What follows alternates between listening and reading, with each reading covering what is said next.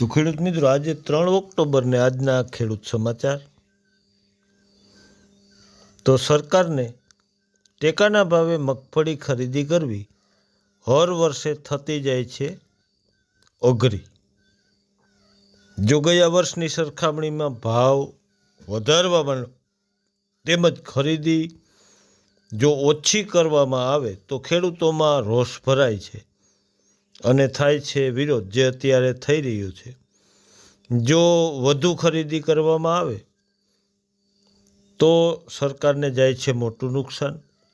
Indian council for research on international economic relation કમિટીએ દેશ અને વિદેશમાં અભ્યાસ કરી સરકારને આપેલ રિપોર્ટ, તેમાં સ્પષ્ટ સૂચન કરેલું કે ટેકાના ભાવથી ખરીદી બંધ કરી ખેડૂતોને હેક્ટર દીઠ રોકડા સહાય આપવામાં આવે તો સૌથી સરળ વિકલ્પ છે.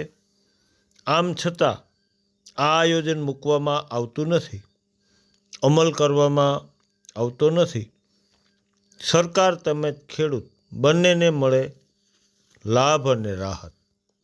જેમ કે એક ખાંડી એટલે કે 20 મણ મગફળી હોય, જેનો બજાર ભાવ 19,000 છે અત્યારે, તો ટેકાના ભાવે તેને 29,000 ચૂકવવા પડે, તેટલામાં ખરીદી થાય.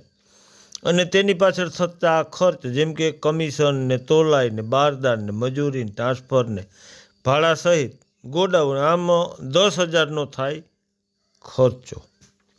તો સરકારને ખાંડી એટલે કે 20 મણ મગફળી આખું વર્ષ સાચવી સહિત તે 10,000 એમાં નાખો તો 39,000માં પડે. હવે જ્યારે બજારમાં મગફળી વેચવામાં જાય ત્યારે તેનો ભાવ આવતો હોય 19,000.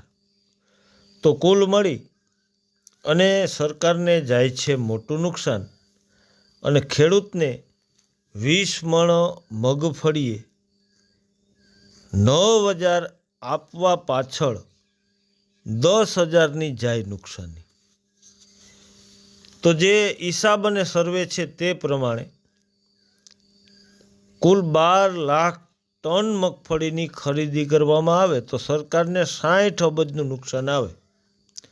આમ કુલ મળીને સર્વેના રિપોર્ટ આવ્યા સામે કે સીધા ખેડૂતને હેક્ટર દીઠ જમા કરવામાં આવે તો મળે યોગ્ય ફાયદો અને સરકારને નુકસાનીમાંથી બચાવી શકાય.